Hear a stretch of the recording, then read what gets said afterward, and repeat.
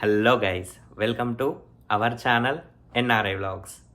ఈ వీడియోలో నన్ను చాలామంది అడిగిన క్వశ్చన్ ఏంటంటే, బ్రో ఇమిగ్రేషన్లో అసలు ఏం అడుగుతారు?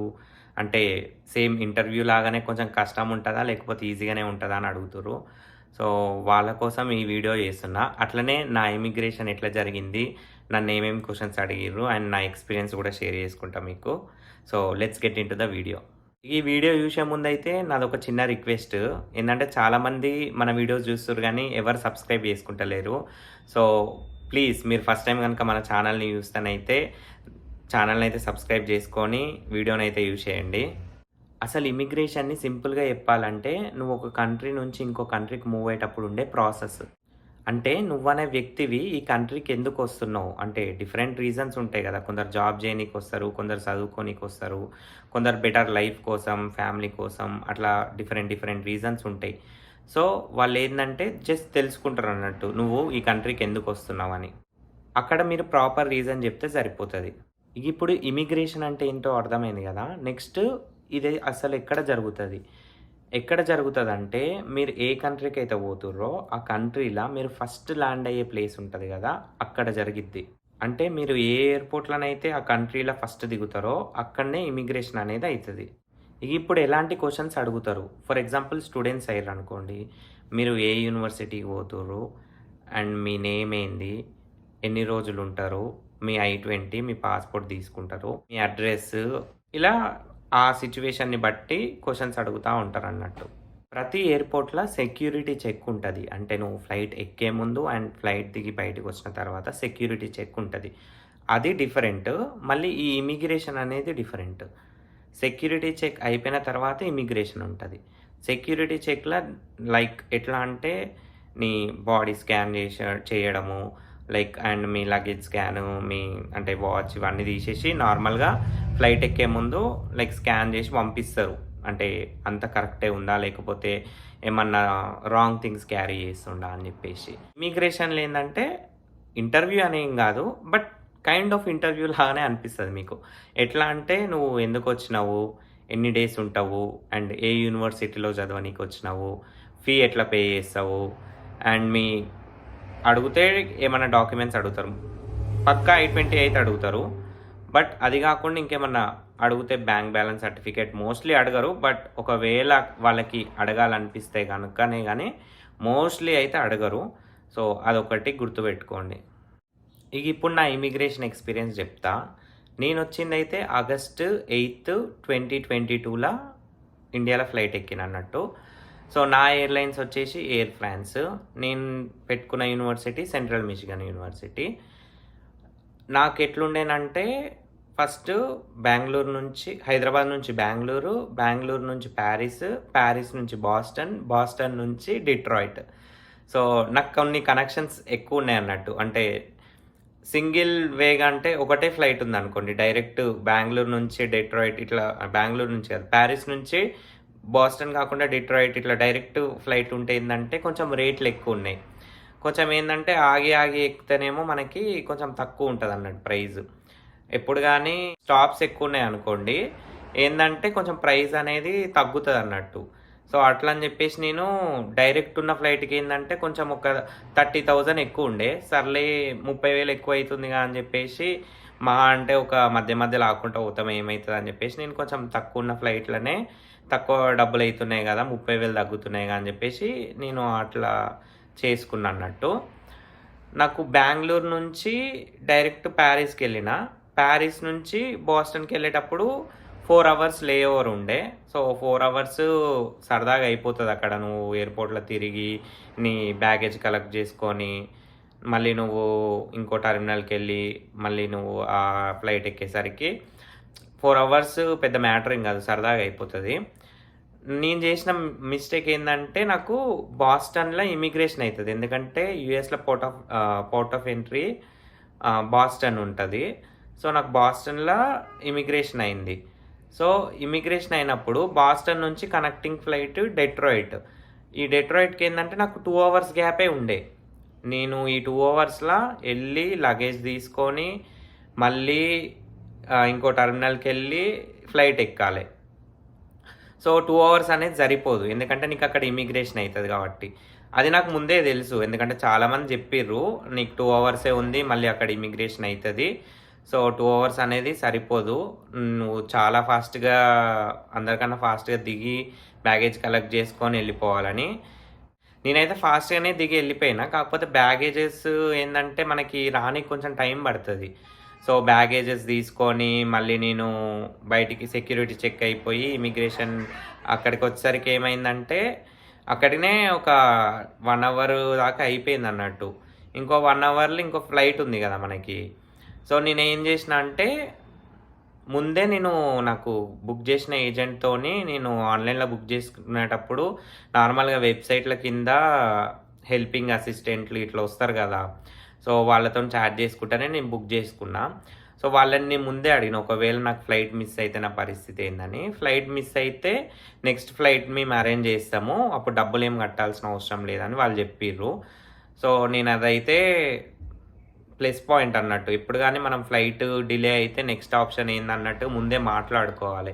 ఎందుకంటే ఈ ఇంటర్నేషనల్ ఫ్లైట్ ఎప్పుడు గాని డిలేస్ అయితా ఉంటాయి. అండ్ మిస్ అయ్యే ఛాన్సులు ఎక్కువుంటాయన్నట్టు.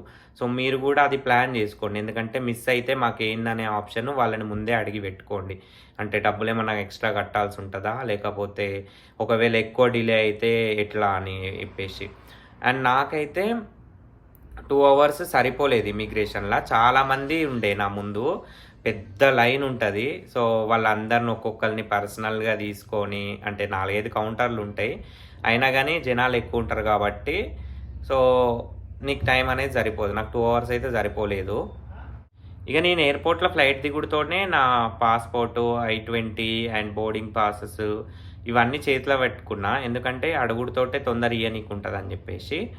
సో, ఫైల్ గూడా నేను చేతిలోనే పట్టుకున్నా. మిగతాయన్నీ నార్మల్‌గానే బ్యాగేజెస్ అన్నీ ఉంటాయి గదా! సో, మిగతాయన్నీ పక్కన పెట్టేసి, ఒక ఫైల్ గూడా చేతిలో పెట్టుకున్నా.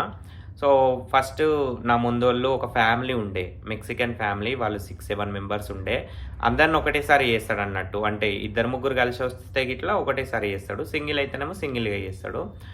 సో, ఫస్ట్ ఎళ్ళినతోటే నేమ్ అడిగిండు. నేమ్ జెప్పేసిన.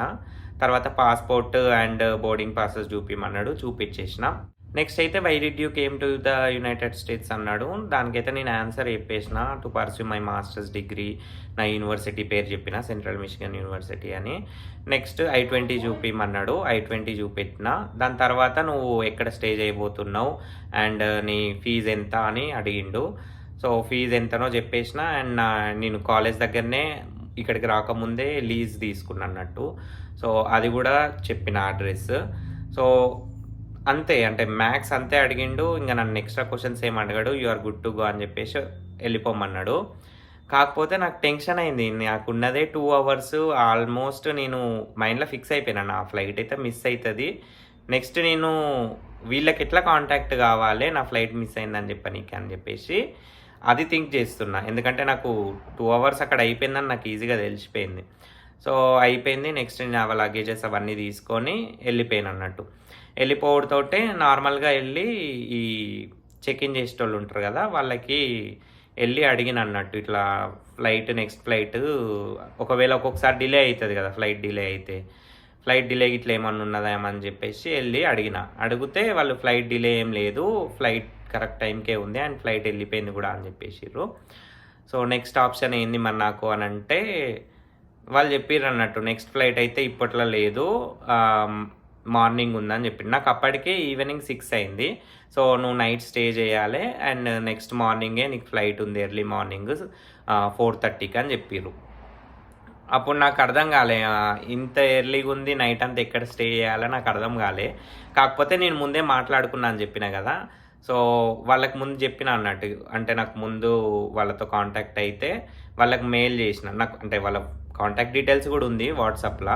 సో, వాళ్ళకి మెసేజ్ చేసుడుతోటే వాళ్ళు వీళ్ళకి కాంటాక్ట్ అయ్యి చేసిర్రేమో గానీ నేనెళ్ళి నా టికెట్ అదంతా చూపెట్టినంక వాళ్ళైతే మాకు అప్డేట్ ఉందని చెప్పేసి వాళ్ళైతే ఇంకొక ఫ్లైట్ బుక్ చేసిర్రు నాకు. నెక్స్ట్ ఎర్లీ మార్నింగ్ 4:30కి ఫ్లైట్ ఉంది. అది బుక్ చేస్తామని చెప్పేసి అది చేసిర్రు. అట్లనే నాకు ఆ బోస్టన్‌లోనే ఒకటి పెద్ద హోటల్ ఉంటది. సో, ఆ హోటల్‌లో గూడా ఒక రూమ్ ఇచ్చిర్రు. అండ్ ఆ రూమ్ ఇచ్చి ప్లస్ ఒక $60 వర్త్ వోచర్ కార్డ్ ఇచ్చిర్రు. అంటే ఫుడ్ ఇట్లా ఏమన్నా ఆర్డర్ చేసుకోనీకి. సో, వీటన్నిటికి నా దగ్గరనైతే మనీ ఏం తీసుకోలేదు. ఎందుకంటే నేను ముందే మాట్లాడి పెట్టుకున్నా కాబట్టి. సో, నాతో పాటు ఇంకొక 3 మెంబర్స్ గూడా వచ్చిర్రు. అంటే మా యూనివర్సిటీ ఓళ్ళే. వాళ్ళకేందంటే ఫ్లైట్ మిస్ అయింది. వాళ్ళకు ముందైతే ఇట్లా ఏం మాట్లాడుకోలేదంట. పాపం వాళ్ళైతే నైటంతా అందులోనే స్టే చేసిర్రు. ఎయిర్‌పోర్ట్‌లోనే స్టే చేసిర్రంట నైట్ మొత్తం. అంటే నేను ఏమనుకున్నా అంటే నార్మల్‌గా ఫ్లైట్ మిస్ అయితే ఇంకోటి జేస్తారు గదా! అన్నట్టుగానే మాట్లాడుకున్నా. ఎందుకంటే 2 అవర్స్ సరిపోదని. సో, వాళ్ళైతే చేస్తామన్నారు. అట్లా అన్నట్టుగానే జేసిర్రు. ప్లస్ ఇంక ఎక్స్‌ట్రా ఏందంటే ఈ హోటల్ ఇవ్వడము అండ్ ఒక వోచర్ కార్డ్ ఇచ్చి ఫుడ్ ఆర్డర్ పెట్టుకోమనడం. ఇదైతే నేను మాట్లాడుకోలేదు. వాళ్ళే ఇచ్చిర్రన్నట్టు. సో, అది నాకు కొంచెం మంచిగా అనిపిచ్చింది. మాట్లాడుకోకపోయినా అంటే ముందే ఇట్లా కంపెన్సేషన్ ఏమి ఉంటదని నేనైతే ఏం డిస్కస్ జేయలేదు ఆళ్ళతోని. బట్ వాళ్ళే కంపెన్సేట్ జేసిర్రు ఫుడ్ అండ్ హోటల్ ఇచ్చి. సో, అది కొంచెం మంచిగా అనిపిచ్చింది నాకు. మంచి సర్వీస్ అన్నట్టుగా అనిపిచ్చింది. తెలిసినోళ్ళైతే మా యూనివర్సిటీ వోళ్ళు మా ఫ్రెండ్స్‌కైతే నైట్ అంతా అక్కడనే స్టే చేసిర్రని జెప్పినా గదా! సో, అది నాకు నెక్స్ట్ డే తెలిసింది. అంటే సేమ్ మేము గూడా నిన్ననే వచ్చినాం. మేము నైట్ అంతా గూడా అక్కడనే ఉన్నామని జెప్పేసి. సో, అది తెలిసినప్పుడే నాకు కొంచెం అనిపిచ్చింది. నేనైతే కొంచెం మంచి పని జేసినారా భయ్యా అని జెప్పేసి అనుకున్నా. సో, మీరు గూడా కొంచెం ఇట్లాంటి కంపెన్సేషన్స్ ఏమన్నా ఉంటాయా? ఒకవేళ ఏజెంట్‌తోని బుక్ జేసుకుంటానైతే ఏజెంట్‌తోని ముందే అడిగి పెట్టుకుంటే బెటర్ అని నా సజెషన్ అది. మీరు గూడా అలాంటి మిస్టేక్ జేయకండి. నెక్స్ట్ డిలే అయితే ఇట్లా ఏంది పరిస్థితి అని ముందే మాట్లాడి పెట్టుకోండి. ఇంక హోటల్‌కెళ్ళిపోయినా అండ్ ఆర్డర్ జేసుకున్నా, తిన్నా, పడుకున్నా. నెక్స్ట్ డే మార్నింగ్ మళ్ళీ లగేజెస్ అన్నీ తీసుకొని, మళ్ళీ రూమ్ చెకౌట్ జేసుకొని, ఫ్లైట్ అయితే ఎక్కేసి, మళ్ళీ డెట్రాయిట్‌కి ఎయిర్‌పోర్ట్‌కొచ్చి అక్కడి నుంచి రైడ్ తీసుకొని కాలేజ్‌కనేది వచ్చేసినన్నట్టు. ఇంక మా యూనివర్సిటీలో చాలామందయితే డైరెక్ట్ ఫ్లైట్ పెట్టుకుంటారు. చాలామందికి మా ఫ్రెండ్స్‌కైతే డైరెక్ట్ డిట్రాయిట్‌లోనే ఇమిగ్రేషన్ అయింది. సో, వాళ్ళని గూడా బేసిక్ క్వెషన్సే అడిగిర్రంట. నార్మల్‌గా యూనివర్సిటీ I-20 చూపియమని జెప్పి అడ్రెస్సు అండ్ పర్సనల్ డీటెయిల్స్, ఎన్ని డేస్ స్టే చేస్తావు అండ్ ఎప్పుడెళ్ళిపోతావు అని జెప్పేసి బేసిక్ క్వెషన్సే అడిగిర్రు. అంత డెప్త్‌గా అయితే ఏమి అడగలేదని జెప్పిర్రు. సో, ఇమ్మిగ్రేషన్ అనేది నార్మల్‌గానే ఉంటది. మీరైతే టెన్షన్ పడాల్సిన అవసరం లేదు. కాకపోతే చాలామందేందంటే ఇండియాల నుండి ఇక్కడికొచ్చే ముందే కొంచెము పార్ట్ టైమ్ కోసం అని జెప్పేసి ఏమన్నా మెసేజ్‌లు జేయడము అలాంటియి ఏమన్నా జేస్తే గిట్లా కొంచెం డిలీట్ జేసుకోవడమే బెటరు. అట్లాంటి చాట్స్ ఏమన్నా ఉంటే. ఎందుకంటే మనకు ఒకవేళ లక్ ఫేవర్ గాకుంటే సెకండ్ టైమ్ సెకండరీ చెక్ ఉంటదన్నట్టు. సో, అక్కడ ఇట్లా చెక్ జేసి మన ఫోన్‌లు చెక్ జేయడం అని జేస్తే మనకు ప్రాబ్లమ్ అయితది. సో, వీళ్ళు స్టూడెంట్ అని జెప్పి ఇక్కడ పార్ట్ టైమ్ అని ఏదో ఒకటి ఇల్లీగల్‌గా అనుకుంటారన్నట్టు వాళ్ళు. సో, ఆ మిస్టేక్ లేకుండా జూసుకోండి. ఇంకొకటి మెయిన్ థింగ్ ఏందంటే మంచి ఫ్లైట్ బుక్ జేసుకోండి. మా ఫ్రెండ్ గాడు ఏం జేషిండంటే మా రూమ్‌మేట్ వాడు ఎయిర్ కెనడా బుక్ జేసుకున్నాడు. ఎయిర్ కెనడాకేందంటే ట్రాన్సిట్ వీసా గావాలి. సో, వాళ్ళకేందంటే వాడు 1,60,000 పెట్టి చేసుకున్నాడప్పుడు ఇండియాలుండి. వాళ్ళకి ముందు చెప్పలేదన్నట్టు. నార్మల్‌గా 8 అవర్స్ ఉంటేనే మీకు ఏ ట్రాన్సిట్ వీసా గావాలి. నీకున్నది 6 అవర్సే లే ఓవరు. సో, నీకు అవసరం లేదని జెప్పిర్రంట. బట్ ఈళ్ళకేందంటే అసలు వీళ్ళని ఫ్లైట్ ఎక్కనీయలేదు అసలు. అంటే వన్స్ బెంగుళూరులో దిగుడుతోటే వీళ్ళకి నెక్స్ట్ ఫ్లైట్ ఎక్కనీయలేదన్నట్టు. సో, ట్రాన్సిట్ వీసా లేదని జెప్పేసి వాళ్ళని ఎయిర్‌పోర్ట్‌లోనే ఆపేసిర్రు. వీళ్ళు పర్సనల్‌గా మళ్ళీ వీళ్ళకి ఎవరైతే బుక్ జేసిర్రో వాళ్ళని కాంటాక్ట్ అయితే వాళ్ళు ఏం జేయలేము. కావాలంటే ఈ 1,60,000 వోచర్ ఇంకొక వోచర్ కార్డ్ ఇస్తాము. మీరు నెక్స్ట్ టైమ్ బుక్ జేసుకోవచ్చు దీనితోటి అన్నారంట. అప్పుడైనా మనకి ఎయిర్ కెనడా ట్రాన్సిట్ వీసా గావాలని జెప్పేసి ఇంగ వీళ్ళు ఇనిషియల్ డేస్‌లో బాగా ప్రయత్నించిర్రు. అంటే ఆ డబ్బులు మళ్ళీ రిటర్న్ జేసుకోనీకి. కాకపోతే ఆ డబ్బులనేవి రిటర్న్ రాలేదు. జస్ట్ ఒక వోచర్ కార్డ్ అనేది ఉన్నది వాళ్ళ దగ్గర. ఇగ ఆళ్ళు దాన్ని యూజ్ జేసుకోలేకపోయిర్రు. సో, అప్పటికప్పుడు ఆ నైట్ అక్కడనే స్టే జేసి ఇంకొక ఫ్లైటు ఆల్రెడీ ఎయిర్‌పోర్ట్‌లోనే ఉన్నారు గాబట్టి ఇంకొక ఫ్లైట్ నెక్స్ట్ టైము అంటే నెక్స్ట్ ఏ ఫ్లైట్ అవైలబుల్ ఉందో సో, అది జూసుకొని అప్పటికప్పుడు మళ్ళీ 1,80,000 పెట్టి జేసుకున్నామనన్నారు. ఎందుకంటే అది పీక్ టైమ్ గాబట్టి ఆగస్టు 11థ్, 12థ్ అనుకుంటా వాళ్ళొచ్చింది. నాకన్నా ఒక 4 డేస్ తర్వాతొచ్చిర్రు. సో, ఆ పీరియడ్ అనేది పీక్ పీరియడు. నీకు సడెన్‌గా ఫ్లైట్ గావాలంటే చాలా డబ్బులైతాయి. సో ఇది కూడా చూసుకోండి మీరు. కొంచెం మంచి ఫ్లైట్, ట్రాన్సిట్ వీసా లేనిది. కొంచెం డిలే అయినా పర్లేదు గానీ, ఇలాంటి డబ్బులు బొక్క పెట్టుకోకండి. ఇదన్నమాట మన వీడియో. మీకు నచ్చిననైతే వీడియోని లైక్ చేయండి. అట్లనే ఏం డౌట్లున్నా కింద కామెంట్ సెక్షన్‌లో అడుగుర్రి. అండ్ మన ఛానల్‌ని అయితే సబ్స్క్రైబ్ చేసుకోండి. ఉంటాం అలా. బాయ్.